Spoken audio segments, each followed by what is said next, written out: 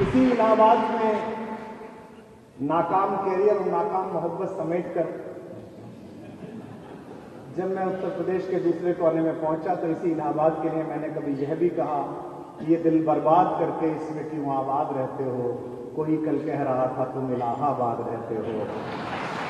ये कैसी, कोई कल कह रहा था तुम इलाहाबाद रहते हो, ये कैसी शोहरतें मुझको अता कर दी मेरे मौला, मैं सब कुछ भूल जाता हूं मगर तुम याद रहते हो। विश्व में राम राज्य द्वारा सुशासन की अभूतपूर्व अवधारणा प्रस्तुत करने वाले महाराज भरत की वेशभूषा में मंच पर विराजमान उत्तर प्रदेश के यशस्वी मुख्यमंत्री गोरखपुर पीठाधीश्वर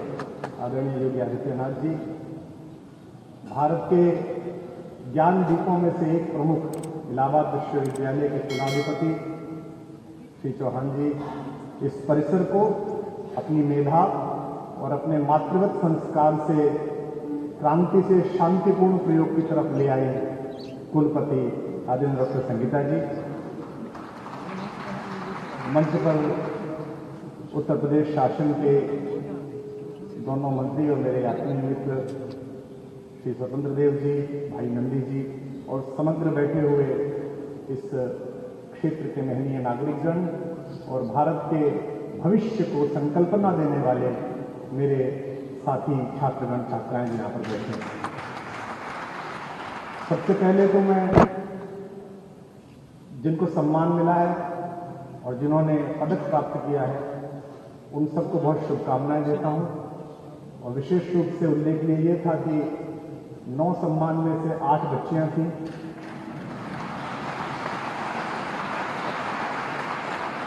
एक ही युवक आ पाया, क्योंकि मैं अपने राजनीतिक मित्रों से कह रहा था कि लड़कों को तो तुम समाजवादी यूनियन पार्टी और भारतीय जनता युवा मोर्चा में ले गए तो लड़के तो बचे कहां। बेटियों को बहुत बहुत शुभकामनाएं। ये मेरा सौभाग्य है कि इसी शहर की गलियों से अपनी चिंतना का प्रारंभिक स्वरूप गढ़ते हुए मैंने मां भारती की हिंदी की सेवा का जो संकल्प लिया और कालांतर में भारतीय संस्कृति,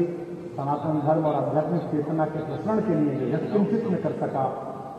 वो इसी परिसर से, इसी क्षेत्र से उसकी दीप्ति मेरे अंदर आलोकित हुई। मैं उस पूरी गुरु परंपरा का आभार व्यक्त करता हूं जिन्होंने एक अध्यापक के घर में पैदा हुए एक सामान्य से विज्ञान के विद्यार्थी को मेधा के प्रति इतना सजग बनाया कि आज इतना महनीय परिसर मुझ जैसे एक सामान्य कवि का सम्मान कर रहा है। इसके लिए मैं पूरी गुरु परंपरा का प्रणाम करता हूं। भारत में ज्ञान की परंपरा विश्व जब अपने उदरपूर्ति के साधनों में लगा हुआ तो उससे भी पूर्व की है। जैसे 4 पुरुषार्थ हैं, जैसे 4 दिशाएं हैं, ऐसे ही भारत में 4 विश्वविद्यालयों ने अपनी दीप्ति से प्रसारण प्रारंभ किया, जिसमें से एक लौ इस इलाहाबाद विश्वविद्यालय में, इस प्रयाग में जलाई गई। उस परिसर में आना और सम्मानित होना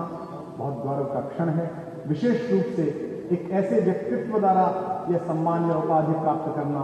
जिन्होंने अपना संकल्प जीवन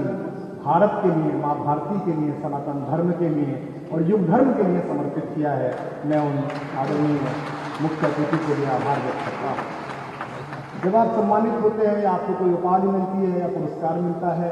तो प्रसन्नता के साथ साथ उत्तरदायित्व बोध भी बहुत बढ़ जाता है। जितने भी विद्यार्थी यहाँ बैठे हैं उनको उस पिछली सीट से मंच तक पहुंचने के लिए जो संकल्प, जो साधना और जो समर्पण चाहिए, मैं आशा करता हूं कि आज के दीक्षांत समारोह के बाद वो आपके प्राणों में उतरेगा, वह आपके प्राणों में प्रतिभाषित होगा। हिंदी का विद्यार्थी होने के नाते इस परिसर में टहलते समय इस परिसर के प्रत्येक पेड़ को, इस परिसर की प्रत्येक वीथी को, इमारत के हर एक हिस्से को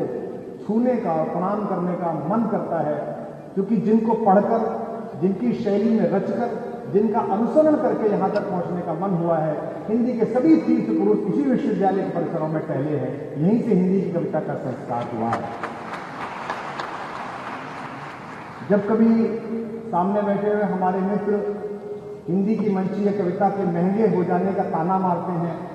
तो मैं उनसे यही कहता हूं कि मुझ जैसा एक सामान्य कवि जो केवल अक्षर जोड़ रहा है, कि कोई अभिव्यक्ति नहीं है,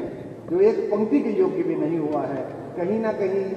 एक समय ऐसा था कि जब महाप्राण निराला तक को भी उपेक्षा के गर्भ में डाला गया। शायद मुझ जैसे व्यक्ति उसका ही बदला ले रहे हैं, उसकी ही पूर्ति प्रतिपूर्ति करने का काम कर रहे हैं। मैं समय की सीमा के अनुसार और मर्यादा के अनुसार आचरण करते हुए गुरु परंपरा के अतिरिक्त अपने माता पिता को विशेष रूप से आभार व्यक्त करता हूं कि उन्होंने मुझे यह संस्कार दिया। एक ऐसे पिता जिन्होंने प्रारंभ से हिंदी भाषा संस्कृत दोनों के लिए अपना जीवन दिया, राष्ट्रीय स्वयंसेवक संघ के माध्यम से सामाजिक संकल्पना को जीने का मंत्र दिया और हमारे संस्कार उसी तरह पोषित किए। जब भी कोई सम्मान मिलता है तो मैं यही पंक्तियां दोहराता हूं, सुनाता हूं कि जाने मेरे कितने छल और कितने पाप छिपाए हैं, जाने मेरे कितने छल और कितने पाप छिपाए हैं, अपने अंतस में जो मेरे सब संताप छिपाए हैं, जिनके दिन और रात हुए मेरे आंसू मुस्कानों से, जिनके दिन और रात हुए मेरे आंसू मुस्कानों से, पत्थर भी हीरा बनकर चमका जिनके वरदानों से, पत्थर भी हीरा बनकर चमका जिनके वरदानों से, जननी और जनक के उन पावन चरणों का वंदन है। यह मेरा अभिनंदन भी तो उनका ही अभिनंदन है। इसी इलाहाबाद में नाकाम कैरियर और नाकाम मोहब्बत समेटकर जब मैं उत्तर प्रदेश के दूसरे कोने में पहुंचा तो इसी इलाहाबाद के लिए मैंने कभी यह भी कहा कि ये दिल बर्बाद करके इसमें क्यों आबाद रहते हो, कोई कल कह रहा था तुम इलाहाबाद रहते हो, ये कैसी, कोई कल कह रहा था तुम इलाहाबाद रहते हो, ये कैसी शोहरत ने मुझको अता कर दी मेरे मौला, मैं सब कुछ भूल जाता हूं मगर तुम याद रहते हो। कोई शहर अगर इस तरह अंदर बस जाए तो मैं कैफी आजमी साहब का ये शेर याद करता हूं। ये खबर कल छपी कि विश्वविद्यालय की सर्वोच्च उपाधि हिंदी के कवि को दी जाएगी। माननीय कुलपति जी प्रेस ब्रीफिंग कर रही थी और मैं एक कार्यक्रम में था, मुझे वो खबर मैंने देखने को मिली। अब ये कल खबर छपेगी कि भारत में ऊर्जा के सबसे आशावान स्रोत आदरणीय मुख्यमंत्री जी के माध्यम से उपाधि मुझे प्राप्त हुई, तो ये खबर कहीं ना कहीं किसी घर में पढ़ी जाएगी और जिस घर में वो पढ़ी जाएगी उसके लिए मैं यही शेर कहूंगा कि आज फिर टूटेंगी तेरे घर की सारी खिड़कियां, आज फिर टूटेंगी तेरे घर की सारी खिड़कियां, आज फिर देखा गया दीवाना तेरे शहर में। बहुत बहुत आभार, बहुत बहुत धन्यवाद और मैं आशा करता हूं कि इस विश्वविद्यालय का मेरे प्रति अनुराग, एक शिष्यवत स्नेह, कृपा मुझ पर बरसती रहेगी। मंचस्थ आदरणीय लोगों ने जिन्होंने कृपा किया पधारने की, उन सबका स्नेह मेरे पर रहेगा और जिस उत्तरदायित्व बोध के लिए मुझे नामित किया गया है, माँ भगवती, माँ भारती, मेरे राघवेंद्र सरकार, मर्यादा पुरुषोत्तम राम मुझे शक्ति देंगे कि मैं अपने प्राण की अंतिम आह तक भी उसे पूरा करने के लिए संकल्पबद्ध रहूं। आप सबका बहुत बहुत आभार। जय भारती, जय भारत।